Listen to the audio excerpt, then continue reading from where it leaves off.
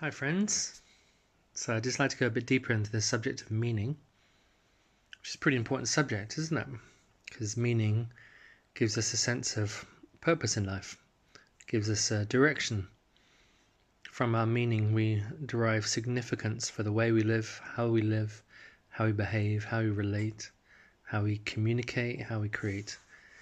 So pretty much everything is covered by the meaning of life. So the question is there an inherent meaning, or is meaning something that we individually, personally, subjectively generate for ourselves? So my sense is that there are as many worlds as there are people to perceive them and live in them. That each one of us is unique, original, perceiver, experiencer, being with different qualities, characteristics, attributes, gifts, talents, resources. But primarily the way of seeing the world is unique to each one of us. So this suggests that there must be relativity in what we call reality and relativity in what we call meaning. Now, sometimes you can imagine that these meanings that we have subjectively connect with other people who share similar views, beliefs, feelings, meanings, and so there can be this meeting place, this consensual reality that occurs when two or more people come together with shared vision, shared meaning, shared values, shared beliefs. Then it looks like a whole community of people have the same shared meaning. But even still, if you get into the details of it, each one's meaning is still subjectively unique and original, even if it has a shared similarity. And so we go through life having these assumptions that somehow there's a concrete reality over there, and that society defines it for us, or religion, or politics. And really, what these are narratives, stories, myths, mythology, which is told to us over and over and over again about the nature of reality or creation, or how society works, or how you should behave. And without realizing, we fall in line with this. And we start to assume or connect with these beliefs that are really not ours in origin. We borrow them. And they get implanted inside of us. And just through repetition, like the war of attrition over time it wears us down until we start to believe in the consensual view. But what I invite us to reclaim is our individual, unique way of perceiving reality. Now this is on all levels. Often when we hear the word reality, sometimes we think big picture, we think of God or goddess or the deities and divinity. But the nature of reality for me is full spectrum. Every dimension, every aspect, every characteristic of existence is included in the nature of reality.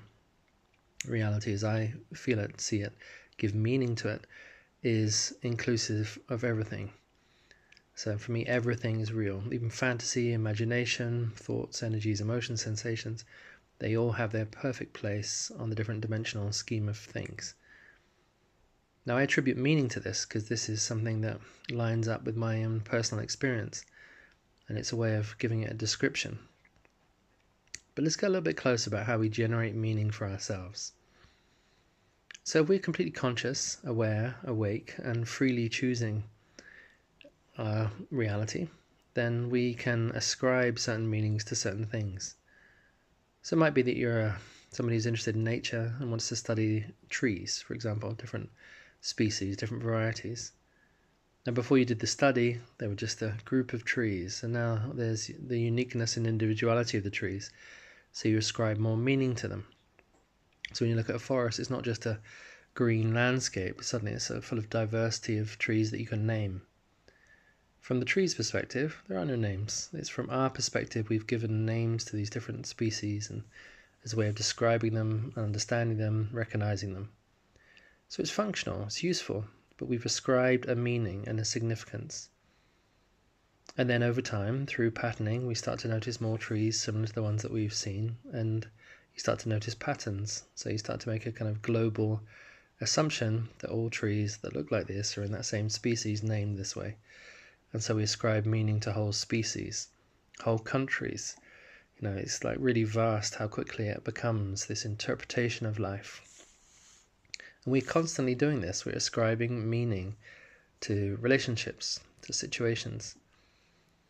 And I am encouraging us to go a bit deeper in what we call self-inquiry, which is to look under the surface and to see where these meanings originate from. Are they handed down from traditions, institutions, from our family, teachers at school, friends, peer groups, colleagues? Have we picked them up away from reading books or doing courses or workshops or rituals and trainings? How have we got all this patterning? How have we put our perception together? And this inquiry is really, in my view, is really important one to discover, because the way that we construct our perception is equal to the way we live our life. Now, if a large part of that perception has been unconsciously constructed for us as a child or as a teenager or as an adult, we've just quietly, passively assumed the way of things because science tells us, or our friends tell us, or religions tell us, or philosophy tells us. All these different media fashions that come in and tell us how to be, how to behave, what to eat, what to do, how to express, how to relate on every level. This kind of nanny state where the parents treat us like children and feel that we're stupid imbeciles and need to be told everything. And so we're spoon-fed these different narratives. And over time, if we eat that food, we become that food, and that food becomes our perception. We start to join the clubs.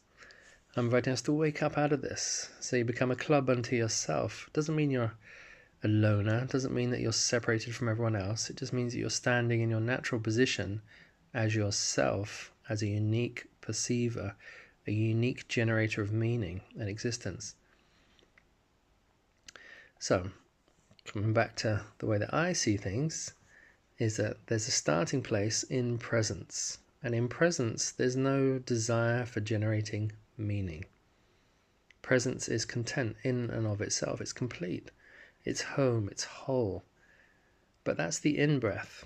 Presence desires to move into the out-breath, into the world of expression, communication, creation, connection.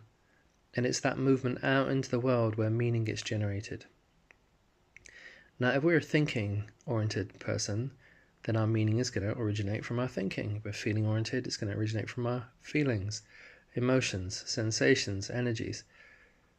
And the encouragement here is to see yourself, know yourself as a multidimensional being, and that you listen to all the different dimensions of you, thinking, feeling, sensing, energy, and presence, and include all of that in the generation of meaning.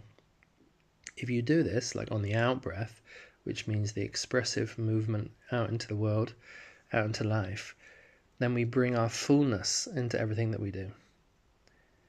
So we're generating a sense of purpose, and that sense of purpose is arising from our core presence.